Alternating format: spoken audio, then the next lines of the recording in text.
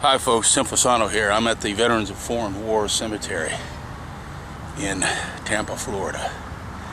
And earlier I saw a lady put a flower on a grave. One of many that are out here from World War I through the Vietnam War. This is a lady who, when she was a small child, her mother perhaps had the conversation with her that thousands of women had, in which they explained to their children why daddy is never coming home again. Because their daddy was able to summon up a courage within himself that many of us have never been challenged to reach for. You have to ask yourself, who were these men? Who were these men? Where were they from? How is it they were able to perform their duty in such a noble manner? I'll tell you who these men were and where they came from. They came from the small towns. They came from the cities. They came from the farmlands. They came from the rural areas. They were the product of the freest society that's ever existed on earth. A nation that was founded on liberty and on the concept of individual initiative.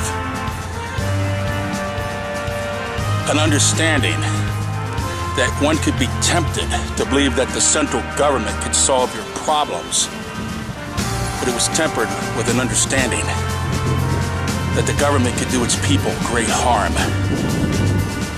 Hence the concepts of freedom that were so loved and cherished.